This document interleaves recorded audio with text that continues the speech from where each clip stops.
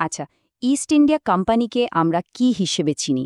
একটা trading company, তাই না, যারা ব্যবসা করতে এসেছিল। কিন্তু ব্যাপারটা কি আসলেই শুধু এতটুকুই ছিল? আজ আমরা একটা অসাধারণ গবেষণার গভীরে যাব, যেটা দেখাচ্ছে কিভাবে এই কোম্পানিটা শুধু ব্যবসাই করেনি, একটা গোটা সাম্রাজ্যের অর্থনীতিকেই আমূল বদলে দিয়েছিল। আমাদের এই পুরো বিশ্লেষণটা দাঁড়িয়ে আছে একটা দারুণ গবেষণাপত্রের উপর। আর এর সবচেয়ে মজার দিকটা কি জানেন? গবেষকরা কোম্পানির অর্থনৈতিক প্রভাব মাপার জন্য ব্যবহার করেছেন কোম্পানিরই নিজস্ব ডেটা, তাদের নিজেদের বাজেট আর হিসাবের খাতা, মানে কোম্পানির গল্প তাদেরই জুবানি। এটাই তো আসল প্রশ্ন, তাই না? যে কিভাবে একটা বাণিজ্যিক সংস্থা একটা গোটা সাম্রাজ্যের অর্থনীতিকে নিজেদের নিয়ন্ত্রণে নিয়ে নিল। আর এই বিশাল পরিবর্তনের গর্তটা কিন্তু শুধু তলোয়ার বা বন্দুক দিয়ে লেখা হয়নি, এর পেছনে ছিল কলম, খাতা আর অসংখ্য হিসাব রক্ষক। আর এই গল্পের শুরুটা হয় ঠিক এখান থেকে, ১৭৫৭ সালের পলাশির যুদ্ধ। এটা শুধু একটা যুদ্ধ জয় ছিল না, এটা ছিল আসলে বাংলার বিশাল রাজস্ব ভাণ্ডারে চাবিটা ইস্ট ইন্ডিয়া কোম্পানির হাতে তুলে দেওয়া। এই একটা ঘটনাই ভারতের অর্থনৈতিক ভাগ্যকে যেন একটা সম্পূর্ণ নতুন দিকে ঘুরিয়ে দিল। চলুন তাহলে মূল আলোচনায় ঢোকা যাক। আমরা দেখব পলাশির যুদ্ধ কিভাবে সবকিছুর মোড় ঘুরিয়ে দিল। এরপর আমরা জানব সম্পদ শোষণের ৩টে মূল রাস্তা: ভূমিকর, কোম্পানির খরচের খাত আর এক অদ্ভুত রপ্তানি ব্যবস্থা। এবং সবশেষে এর চূড়ান্ত ফলাফল কী ছিল। তো প্রথমেই আসা যাক সেই মূল ধারণাটাতে, যা সম্পদের নিষ্কাশন বা ড্রেন অফ ওয়েলথ থিওরি নামে পরিচিত। ঠিক কী বোঝানো হয় এই কথাটা দিয়ে? সম্পদের নিষ্কাশন তত্ত্বটার সহজ ভাষায় বললে এরকম দাঁড়ায়: ইস্ট ইন্ডিয়া কোম্পানি এমন একটা সিস্টেম তৈরি করেছিল যার মাধ্যমে ভারত থেকে সম্পদ, বা বলা ভালো টাকার একটা স্রোত একতরফাভাবে ব্রিটেনে চলে যাচ্ছিল। এর ফলে ভারতের নিজের উন্নয়নের জন্য যে পুঁজি দরকার ছিল সেটাই আর থাকছিল না। তো প্রশ্নটা হলো, এত এত সম্পদ আসছিল কোত্থেকে? এর প্রথম আর সবচেয়ে বড় উৎসটা ছিল ভারতের কৃষিজমি। এই করের বোঝাটা ঠিক কতটা মারাত্মক ছিল? গবেষণাপত্রটি বলছে একজন কৃষককে তার মোট উৎপাদনের প্রায় অর্ধেকই, প্রায় 50%ই কর হিসেবে দিয়ে দিতে হতো। ভাবা যাক, আজকের দিনে যদি আমাদের আয়ের অর্ধেকটাই কর দিতে হতো, তাহলে কি অবস্থা হতো?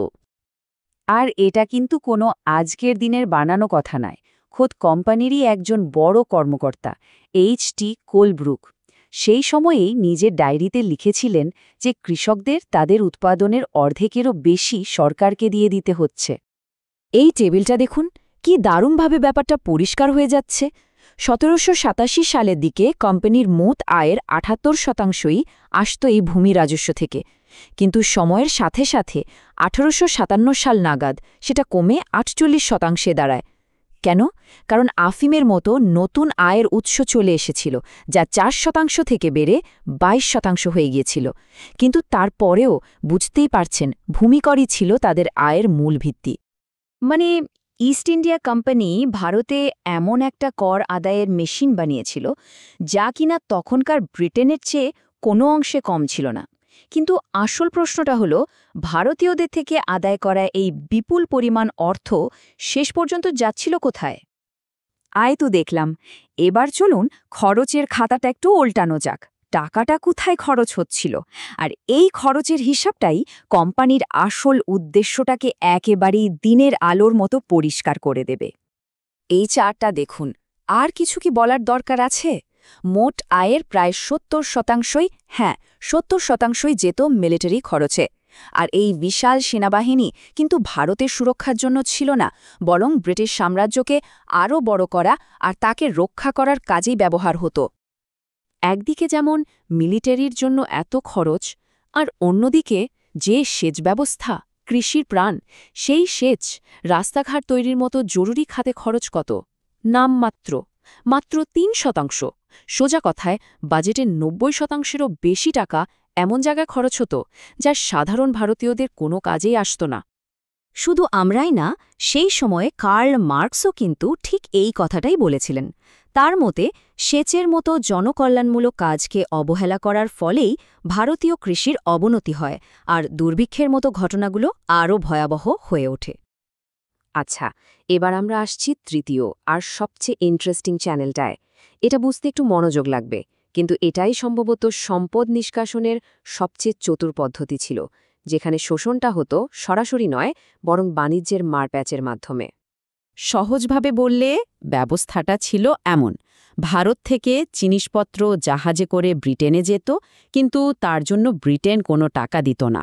উল্টে সেই জিনিসগুলোর দাম মেটানো হতো ভারতীয়দেরই দেওয়া করের টাকা দিয়ে।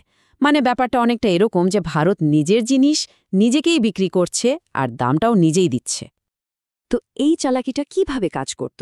ঠিক 3টি ধাপে। প্রথমত, কোম্পানি ভারতীয়দের করের টাকা দিয়ে ভারতীয় উৎপাদকদের কাছ থেকে জিনিস কিনত ব্রিটেনে পাঠানোর জন্য। দ্বিতীয়ত, এই লেনদেনটাকে দেখানো হতো একটা বাণিজ্যিক ঋণ হিসেবে। আর তৃতীয় এবং শেষ ধাপে সেই ঋণের বোঝাটা আইনগতভাবে চাপিয়ে দেওয়া হতো ভারতের সাধারণ মানুষের ওপর, মানে ভারতের সরকারি ঋণের ওপর। একটা নিখুঁত চক্র। আর ভাববেন না যে এটা কোনো ছোটখাটো অঙ্ক ছিল। এই গ্রাফটা দেখলেই বোঝা যায় সময়ের সাথে সাথে এই দেনার বোঝাটা কিভাবে ফুলে ফেপে উঠেছিল। যা শুরুতে ছিল 18 মিলিয়ন পাউন্ড, কয়েক দশকের মধ্যে তা বেড়ে দাঁড়ায় প্রায় 60 মিলিয়ন পাউন্ডে। তাহলে এই যে 3টে চ্যানেল আমরা দেখলাম, ভয়াবহ কর, অনুৎপাদনশীল খরচ আর এই চতুর বাণিজ্য, সব মিলিয়ে এর ফাইনাল ইম্প্যাক্টটা কী ছিল? চলুন গবেষণাপত্রের শেষ কথাটাই শোনা যাক। ফলাফলটা সত্যি বলতে মাথা ঘুরিয়ে দেওয়ার মতো। ইস্ট ইন্ডিয়া কোম্পানি শাসনের শেষের দিকে শুধু এই প্রতিদানহীন বাণিজ্যের মাধ্যমেই ভারত থেকে যে পরিমাণ সম্পদ বেরিয়ে যাচ্ছিল, তা ছিল দেশের মোট জিডিপির অবিশ্বাস্য 13%। তাহলে পুরো ব্যাপারটা যদি এক জায়গায় আনি, কি দাঁড়ায়? প্রথমত, একটা শোষণমূলক কর ব্যবস্থা। দ্বিতীয়ত, সেই করের টাকা খরচ হতো ব্রিটিশ সাম্রাজ্যের স্বার্থে ভারতের উন্নয়নে নয়। আর তৃতীয়ত, একটা আর্থিক ব্যবস্থা যা দিয়ে বাণিজ্যের নামেও সম্পদ বাইরে চলে যেত। আর সবচেয়ে গুরুত্বপূর্ণ বিষয় হল, এই সবকিছুর প্রমাণ কিন্তু কোম্পানির নিজেদের ডেটাতেই রয়েছে। এই ডেটা নির্ভর গবেষণা আমাদের সামনে একটা জোরালো যুক্তি তুলে ধরেছে, কিন্তু এটা আমাদের একটা আরও বড় প্রশ্নের সামনে দাঁড় করিয়ে দেয়। ঔপনিবেশিক শাসনের সময়কার এই অর্থনৈতিক শোষণের যে উত্তরাধিকার, তা কি আজও কোনো না কোনোভাবে ভারতের অর্থনীতিকে প্রভাবিত করে চলেছে? প্রশ্নটা কিন্তু ভাবার মতো।